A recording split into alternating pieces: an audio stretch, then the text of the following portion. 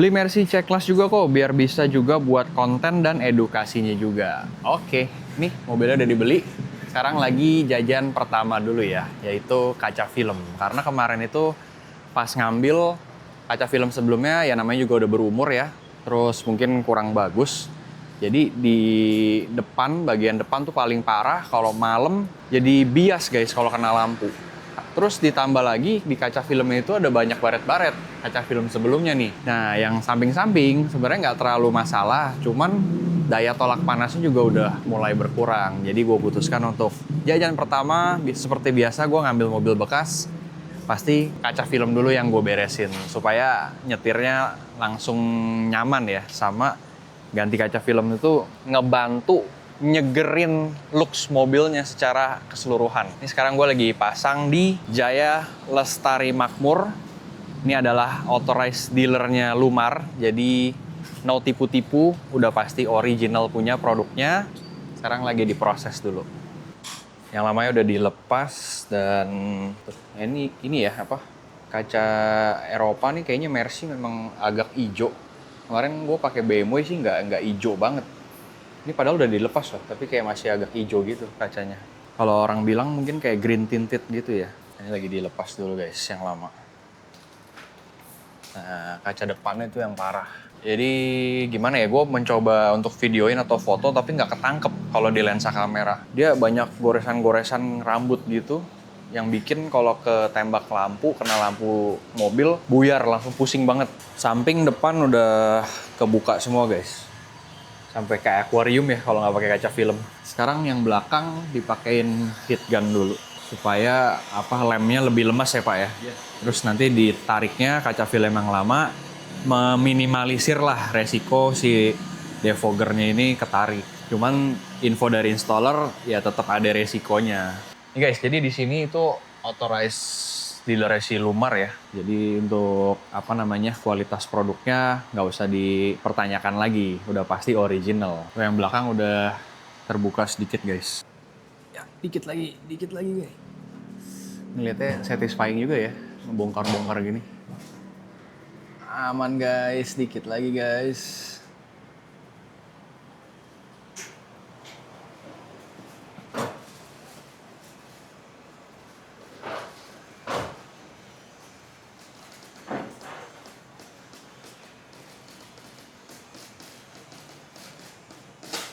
Wah, akhirnya. Aman.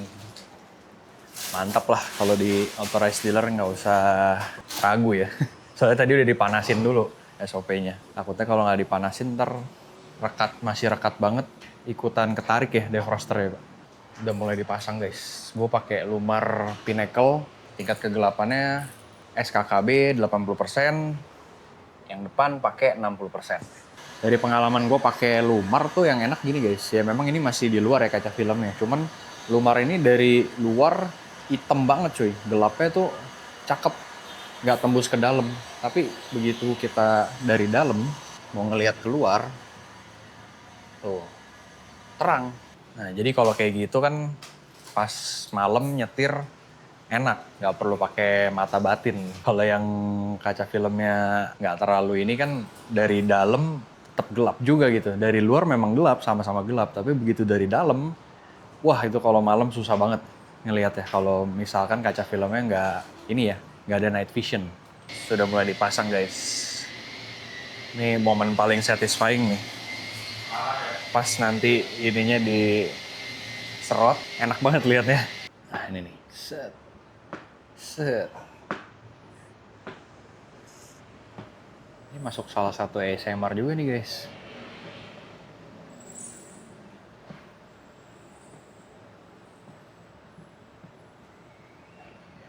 Mantap. Hitam banget ya.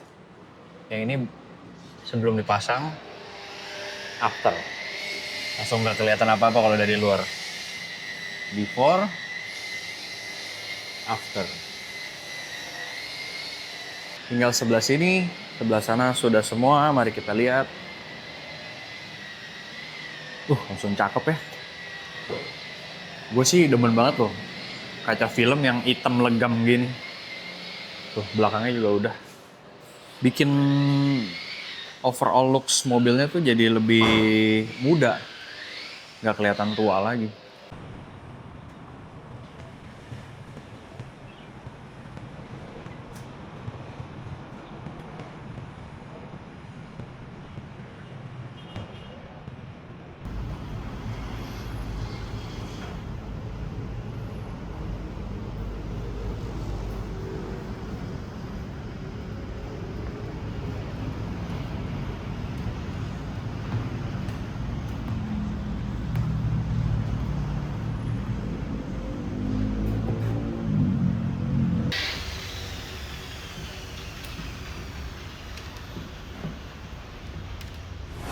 Akhirnya selesai guys, setelah pemasangan sekitar 2 jaman ya, 2,5 jam. Karena teknisinya juga udah berpengalaman semua, jadi cepet, nggak pakai lama.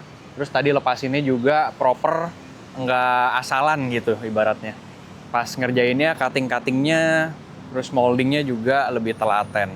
Jadi kayak gini hasil akhirnya setelah ganti kaca film ya. Kalau menurut opini gue pribadi ya, kaca film ini bikin looks mobilnya jadi lebih mewah, terus lebih muda gitu, seger kelihatannya. Padahal cuman kaca film doang loh, tapi efeknya lumayan gede cuy. Apalagi ditambah, ini kan dari luar gelap ya, dari dalam terang. Jadi di dalam itu nanti terasa lebih syahdu lah. Mantap ya. Beres. Sekarang kita menuju ke tempat jajan kedua guys, yaitu Toda.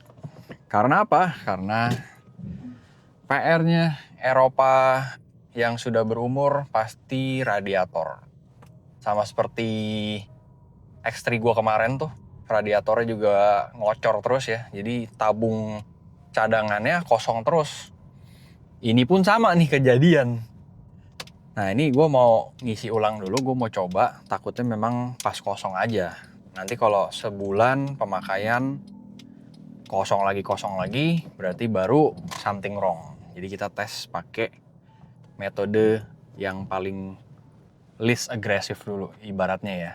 Ya ibaratnya kalau beli mobil bekas begitu guys, kalau ada masalah kalian coba telusurin dulu dari cara yang paling kalemnya dulu. Ibarat kayak gini nih, kemarin gue bilang kan, tadi gue bilang itu kaca depannya kalau kena lampu malam kok berkabut gitu, bias. Jadi gue telusurin, oke, kita coba metode awalnya ganti kaca film dulu. Apakah sembuh? Kalau nggak sembuh nanti baru metode berikutnya apa gitu. Ternyata ini setelah ganti kaca film sembuh guys.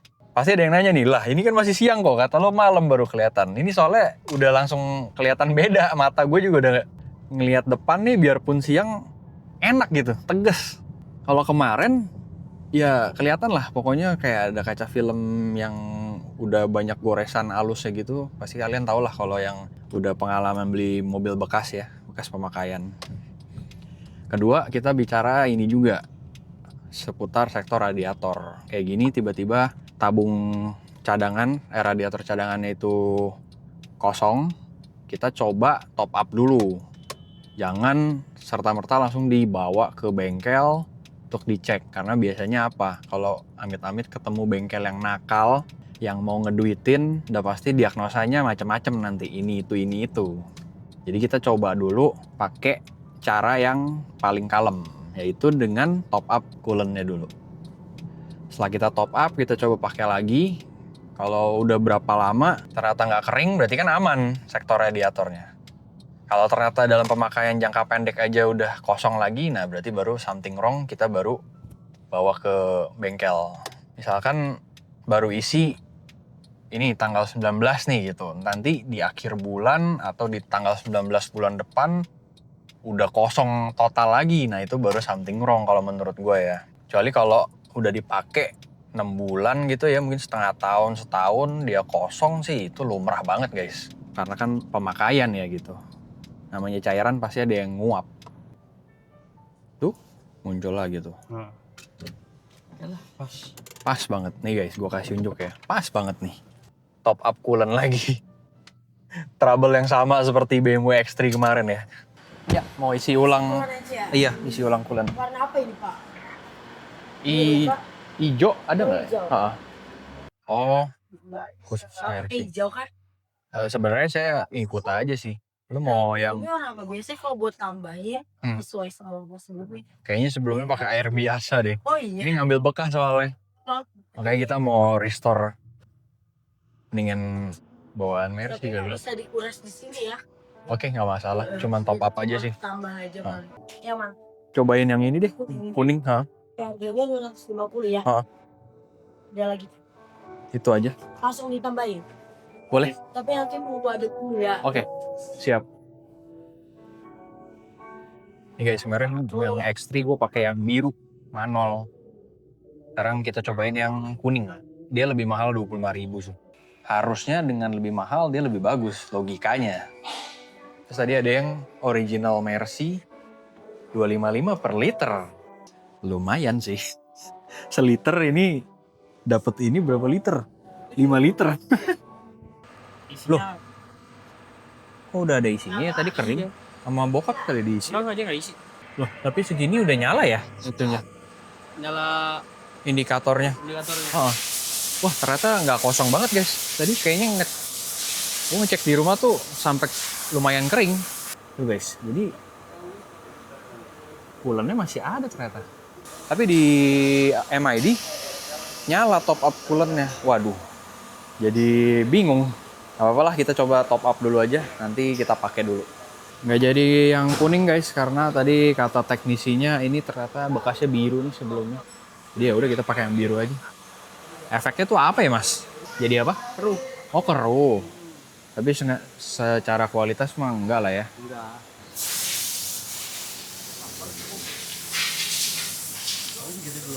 Oke. Nanti pakai di check out. Siap. Oh jadi kalau beda warna, takutnya kalau nanti warnanya keruh, jadi dikiranya ada yang rusak. Padahal cuman nyampur-nyampur warna doang gitu. Alright, kita sudahi dulu jajan pertama si Cenope ya. Berarti ganti kaca film tadi di kisaran 3 jutaan buat kalian yang suka nanya, kok habis berapa? Terus beli air radiator itu di 225.000 5 liter ya. Pakai merek Manol warna biru tadi. Tapi unik ya, air radiator tuh nggak tahu sugesti nggak tahu apa deh. Baru di top up sedikit aja tuh berasa halus nih. Lu berasa nggak?